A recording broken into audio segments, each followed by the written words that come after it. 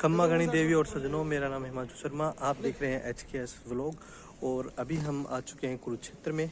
और कल रात को हम पहुंच गए थे, तो यहाँ पर हमने गुज्जर धर्मशाला है उसके अंदर स्टे किया था, तो जो कि बहुत ही अच्छी लगी हमें। और जिसके चार्जेस बहुत कम है, सिंगल रूम का 400 रुपये, और एक फैमिली वाला कमरा लेते हैं जिसमें 5 लोग रुक सकते हैं, उसका जो चार्ज है वो 600 रुपये है। तो अगर आप चाहें तो यहाँ आकर रह सकते हैं। यहाँ की व्यवस्था बड़ी ही अच्छी है। चीनू कुरकुरे खा रही है। बताओ क्या खा रहे हो आप? ठीक है। और बाकी मैं आपको पीछे से दिखाता हूँ कि धर्मशाला कैसी है। ये देखिए, ये है यहाँ का मंदिर जो धर्मशाला के परिसर में ही बना हुआ है। ये पूरी धर्मशाला है चारों तरफ से, ठीक है। ऐसी एक बिल्डिंग दूसरी तरफ भी है, मतलब आगे भी है एक, ठीक है। और पेड़ पौधे वगैरह ये सब लगाए गए हैं यहाँ पे।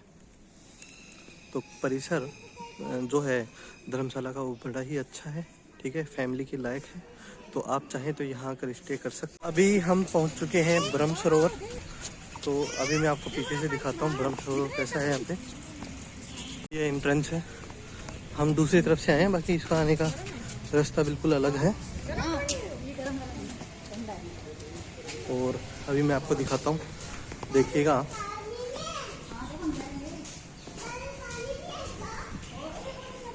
गांधारी घाट, ये जो है ये गांधारी घाट है, देखिए।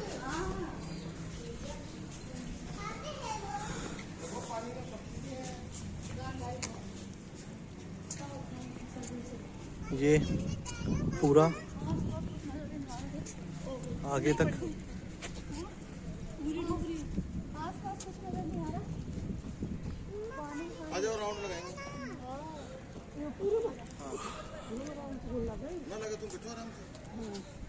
और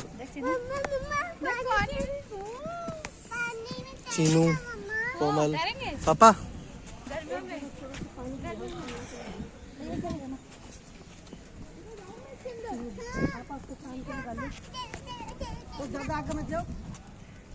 और अभी जो पानी है ये पवित्र पानी माना जाता है। इस जल को पवित्र माना गया है, तो सभी नहा तो नहीं सकते, लेकिन कान और जो मुंह है वो इनसे साफ कर रहे हैं। तो अब मैं यहाँ पर देखिए, दीवारों पर कुछ ऐसे कलाकृतियाँ भी बनी हुई हैं जिनमें बताया गया है कि यहाँ पर क्या क्या हुआ था।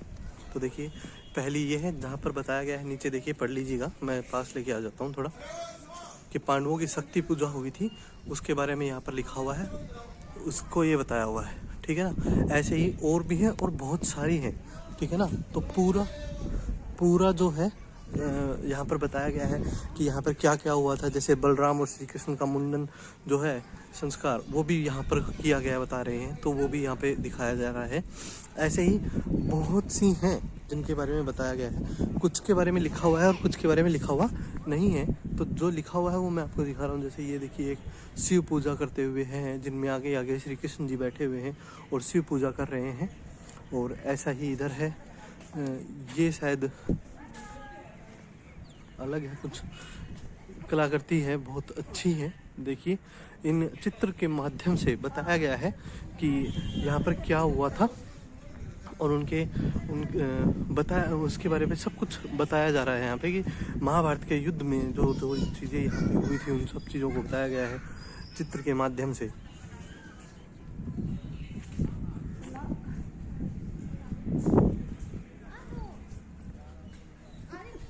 और यहाँ पर नंबर दिए हुए हैं कि कितने, ये जो पोस्टर, या आप पोस्टर कह सकते हैं या चित्रकलाएं कह सकती हैं, कितनी हैं। तो ये देखिए 812 नंबर की है, तो इसका मतलब ये है कि 800 से भी अधिक यहाँ पर ऐसी चित्रकलाएं हैं, मौजूद हैं, जिनके द्वारा आपको पूरी गीता और महाभारत के बारे में बताया गया है। तो जो कि अब हम आगे भी देखेंगे और देखते रहें। बाकी ये देखिए, ये पूरा ब्रह्म सरोवर है, ठीक है। और ऊपर यहाँ पर चीनू और चीनू की मम्मी दोनों ऊपर ही हैं, और मैं भी ऊपर जाके देखता हूँ अभी।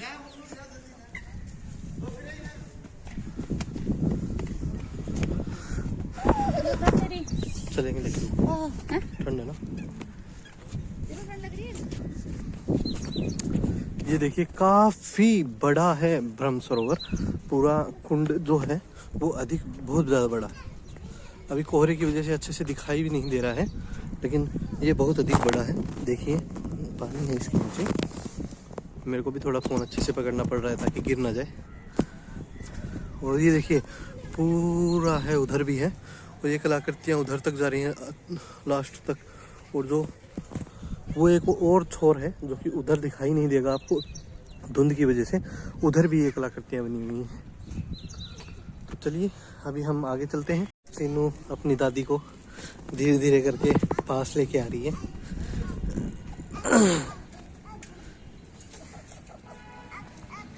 जो अभी मैंने आपको कलाकृतियाँ दिखाई थी वो यहाँ से स्टार्ट होती हैं। ये 1 नंबर की कलाकृति है जिसमें वेद व्यास जी जो हैं, महर्षि वेद व्यास जी गणेश जी को महाभारत सुना रहे हैं। ठीक है, मतलब ये देखो यहाँ पे लिखा हुआ है, यहाँ पे लिखा हुआ है कि महाभारत को लिपिबद्ध करते हैं गणेश। महर्षि वेद व्यास द्वारा महाभारत काव्य गणेश से लिपिबद्ध करवाया गया था, जो कि इस शर्त पर लेखन के लिए तैयार हुए थे वे कि वह लिखते समय रुकेंगे नहीं। इस पर वेद व्यास ने भी एक शर्त गणेश के सामने रखी कि वह बिना समझे कुछ लिखेंगे नहीं। इस प्रकार जब गणेश महाभारत के गढ़ श्लोकों के अर्थ समझने में जो भी समय लगाते, उसी समय वेद व्यास आगे के श्लोक की रचना करते थे।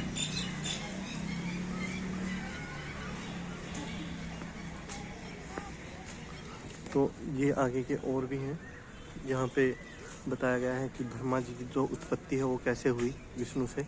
ये आप देख रहे होंगे, पॉज करके पढ़ सकते हैं। और ऐसे ही बहुत सारे हैं यहाँ पर जहाँ पर बताया गया है कि महाभारत जो है उसको वो कैसे उत्पन्न हुई, उसके बारे में सारी चीज़ें यहाँ पे बताई गई हैं। आप आकर यहाँ ज़रूर देखें, आपको बड़ा ही अच्छा लगेगा। कुंड के बीचों बीच एक मंदिर बना हुआ है जिसका आप नाम भी पढ़ सकते हैं कि श्री पंचायत अखंड महानिर्वाणी श्री सर्वेश्वर महादेव जी का मंदिर है ये।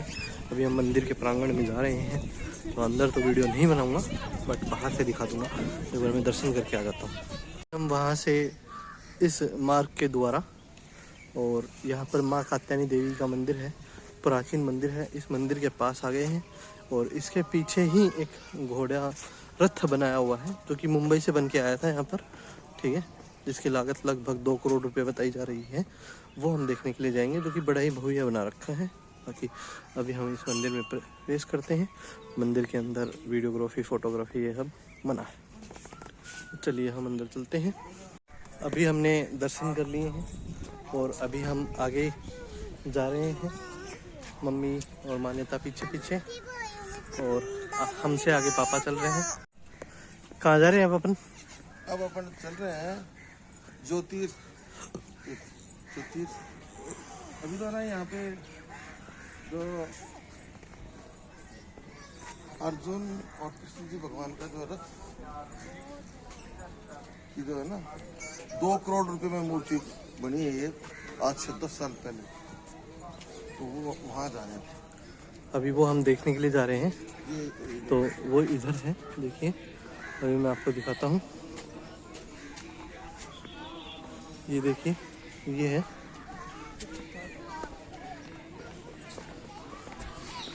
ये है वो पूरी भव्य मूर्ति।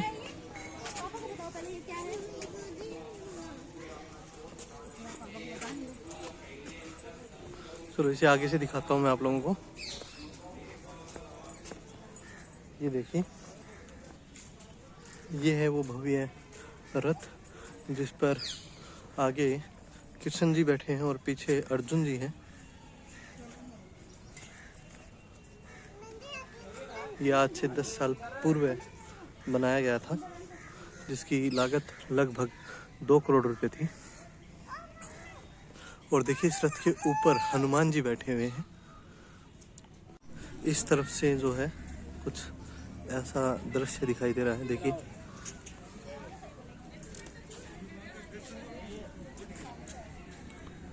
देखिए, तो अभी हमने यहाँ पे फोटो खिंचवा ली है, देखिए ये है। और यहाँ पे हमने ये फोटो खिंचवाई है और अब हम जा रहे हैं आगे की तरफ। तो देखते हैं जो और मिलेगा दिखाने के लिए, वो हम आपको दिखाते रहेंगे और हम आपसे बार बार मिलते रहेंगे। चलिए।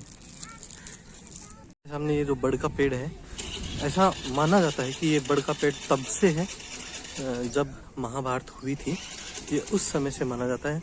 और अभी हम पहुंच चुके हैं जहाँ पर जो द्रौपदी जी थी उन्होंने अपने केश धोए थे, हम उस जगह भी आ गए हैं। और अभी शीश का जो दान है वो भी यहीं दिया गया बता रहे हैं। नहीं तो फोन नहीं किया। ये देखिए,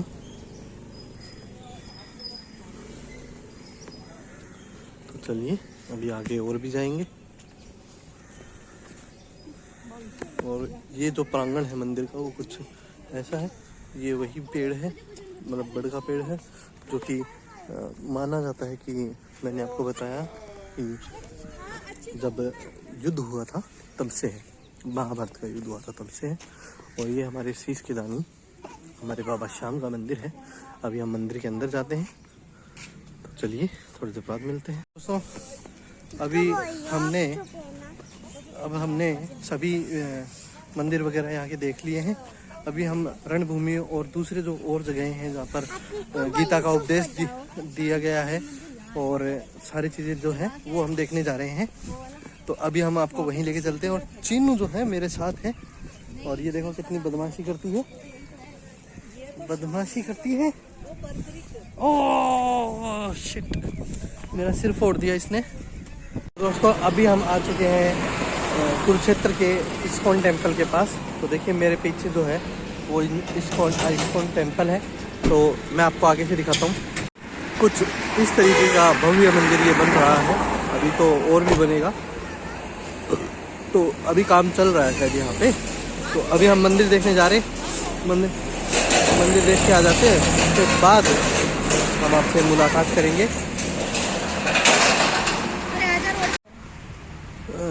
क्या है ना कि अभी मंदिर का कार्य चल रहा है, इस वजह से मंदिर अभी 2 से 4 बंद रहता है और उस टाइम पे कार्य चलता रहता है। तो अभी तो टाइम ज़्यादा हो रखा है, तो हम तो अंदर जा नहीं सकते। अब हम वापस जा रहे हैं। बाकी यहाँ पे देखिए गार्डन वगैरह बना हुआ है, ठीक है। अलग अलग प्रकार के यहाँ पे फूल लगे हुए हैं, ज़्यादा कुछ यहाँ पे है नहीं। तो हम अब जा रहे हैं अपने आगे अगले गंतव्य की ओर। ये वो जगह है, ज्योतिषर आ गए हैं अभी हम। और ये वो जगह है जहाँ पर गीता का उपदेश दिया गया था। तो कुछ इस प्रकार से है, देखिए। ये प्रवेश द्वार है, यहाँ से हम प्रवेश करते हैं।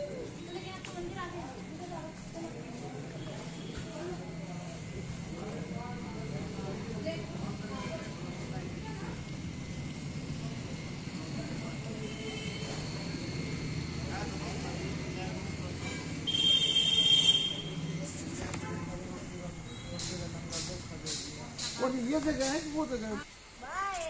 प्रभु जी कौन सी जगह से आए आप? हम तो बताएं प्रभु जी, आप बोलिए कृष्ण भगवान की जय हो। तो प्रभु जी जिस कुरुक्षेत्र की पवित्र भूमि पर हम आए हैं, आप लोग बैठोगे? बैठते आप बैठिए। अच्छा, जिस कुरुक्षेत्र की पवित्र भूमि पर हम आए हैं, इसी पवित्र भूमि का नाम है ज्योतिषर। ज्योति मैंने प्रकाश, यानी कि भगवान कृष्ण जी ने यहाँ पर ज्ञान की ज्योति जलाई गई थी। और इस सरोवर का नाम पड़ा ज्ञान का सरोवर। और मंदिर पे आप दर्शन करके आए हो करोगे तो वहाँ पर लिखा हुआ है आदि गुरु शंकराचार्य जी। ये जो आदि गुरु शंकराचार्य जी थे, शंकर जी के ही अवतारित थे। जितने भी हमारे प्राचीन मंदिर हैं सभी की जो खोज की थी आदि गुरु शंकराचार्य जी ने की थी। आज से 2400 वर्ष पहले जब उन्होंने पूरे भारत को घूमा, वो घूमते घूमते यहाँ पर भी आए। उन्होंने इधर में बैठ के पूरा मेडिटेशन किया, ध्यान किया, महसूस किया उन्होंने इस बात को। फिर उन्होंने कह दिया कि जो भगवान कृष्ण जी ने गीता गाई थी वो ठीक इसी स्थान पर ही गाई गई थी। ये प्रभु जी दोनों सेनाओं के बीच का वो मध्यम स्थान है, यानी कि सेंटर पॉइंट। जो कौरवों की सेना थी वो पश्चिम दिशा में थी और पूर्व दिशा में पांडव थे। जब अर्जुन कहने लगे कि हे प्रभु, मुझे ऐसे स्थान पर लेकर के जाइए जहाँ से मैं दोनों सेनाओं को मध्य से देख सकूँ, तब भगवान कृष्ण जी अर्जुन को इसी स्थान पर लेकर के आए थे। और इधर आने के बाद अपनों को, अपने परिवार को देख करके अर्जुन को मोह हो गया था कि मेरे चाचा, मेरे ताऊ, मेरे भाई, मेरे बंधु, मेरे गुरुजन तो अपने हैं, प्रभु मारूं तो कैसे मारूं। तब भगवान के श्री कृष्ण जी ने कहा था कि अर्जुन, आज आप इन कौरवों को मारो ना मारो, लेकिन मारे यहाँ पर सभी जाएंगे, क्योंकि धर्म और अधर्म का युद्ध था। आज मैं आपको ऐसी दिव्य दृष्टि, ऐसी शक्ति, ऐसी भक्ति देने जा रहा हूँ जो युगों युगों तक महान ऋषियों ने, मुनियों ने मेरे लिए बड़े बड़े जप किए गए हैं, तप किए गए हैं, योग किए गए हैं, और ऐसा स्वरूप मेरा उनको भी देखने को नहीं मिला। तब उस पेड़ के सामने भगवान श्री कृष्ण जी ने अपने विराट स्वरूप के अर्जुन को दर्शन कराए थे और अपने मुख में तीनों लोगों का ब्रह्मांड दिखा दिया था कि अर्जुन, कण कण के अंदर तो मैं हूँ, क्षण क्षण के अंदर मैं ही समाहित हूँ, आप उठो और युद्ध की तैयारी करो। देखो प्रभु जी, जो पहले बाण की अर्जुन की शुरुआत हुई थी युद्ध भूमि की, तो वो भी इसी जगह से हुई थी। ये 48 कोस 156 किलोमीटर का भूमि बनता है। इसमें आज 5 जिले बन गए हैं, कुरुक्षेत्र, करनाल, पानीपत, जींद और कैथल। यहाँ से 18 किलोमीटर पश्चिम दिशा की तरफ नदी निकलती है।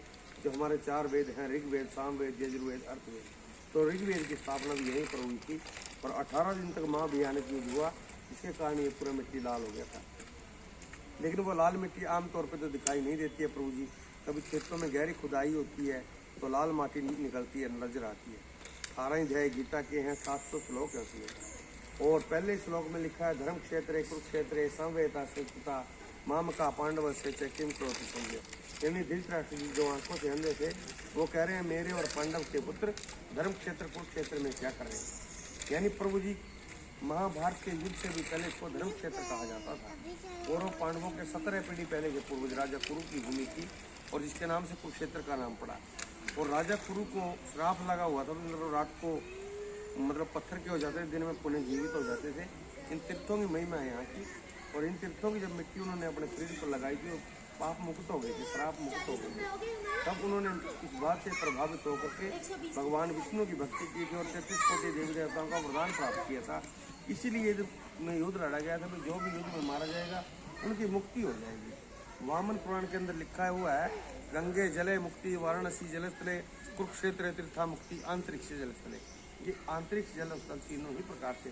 तो इस 48 कोस से सर आज भी कोई फूल वगैरह लेकर के गंगा जी या कहीं काशी जी नहीं जाते हैं, तो उनके तर्पण लिए ना ये नहीं जाते। तो ये पेड़ उसी समय का साक्षी है जो भगवान का दर्शन पाकर के अमर हो गया था। तो सर इसी पेड़ की ही परिक्रमा करते हैं। उसके लिए छोटा सा मंत्र बोला जाता है, ओम नमो भगवते वासुदेवाय। सभी की मनोकामनाएं पूर्ण होती है। ये शिवलिंग है सर, ये बहुत प्राचीन शिवलिंग है।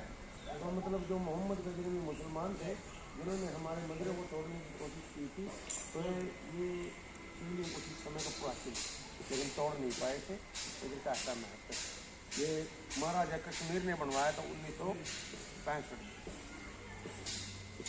लगा लो ये तो गजनवी तो बहुत पहले नहीं, ये मंदिर तो शिव मंदिर है। ये तो 1965 में बना हुआ है। ये बहुत प्राचीन है।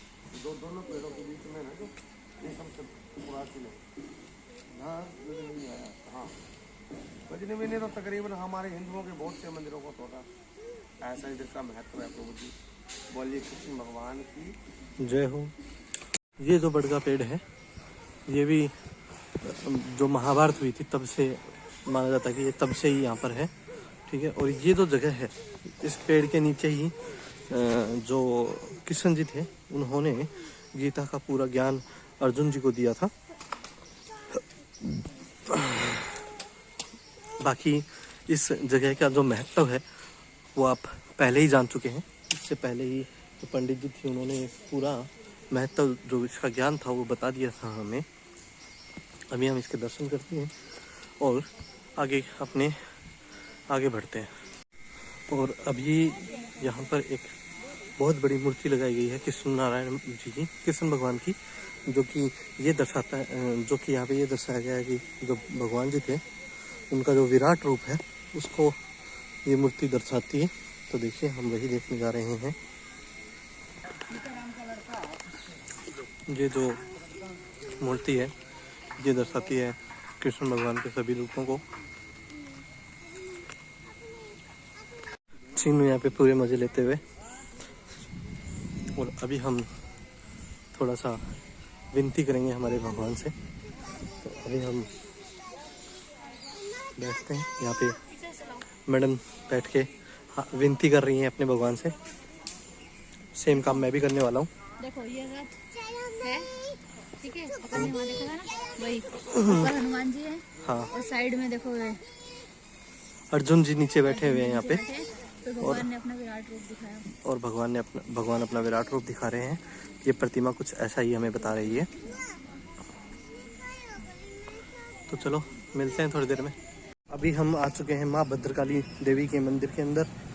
और ये जो मंदिर है इसको शक्ति पीठों के अंदर माना जाता है। और ऐसी मान्यता है कि जो पांडव थे वो महाभारत का युद्ध होने से पहले यहाँ पर आए थे अपने विजय की प्राप्ति के लिए। और उन्होंने ये कहा था कि अगर हम विजयी होते हैं तो यहाँ पर घोड़े चढ़ाएंगे। तो यहाँ पर पहले आकर आप अपनी प्रार्थना बोल सकते हैं। आपको जो प्रार्थना करनी है आप वो कर सकते हैं। और उसके पश्चात जब आपकी प्रार्थना पूरी हो जाए तो आप फिर से आएँ और यहाँ पर घोड़े चढ़ाएँ। ये यहाँ की मान्यता है। और अंदर यार शायद मेरे ख्याल से वीडियो वगैरह नहीं बनाने देते हैं। और वैसे मैं बनाना भी नहीं चाहता क्योंकि मैं खुद चाहता हूँ कि मैं वहाँ पर अपनी पूजा वगैरह कर सकूँ। तो आपको बाहर से दिखा देता हूँ कि जो मंदिर है वो मंदिर का जो प्रांगण है वो बाहर से कैसा है। तो देखिए मंदिर का प्रवेश द्वार कुछ ऐसा है और बाहर से मंदिर ऐसा दिखाई देता है। यहाँ पर गाड़ियों की पार्किंग है और इस तरफ बाइक की पार्किंग है। और अभी हम अंदर की तरफ प्रवेश कर रहे हैं और बिल्कुल सामने हमें शायद माता दिखाई दे रही होंगी, वो रहा बिल्कुल सामने। तो अभी हम पूजा वूजा करते हैं, उसके पश्चात आपसे मिलते हैं।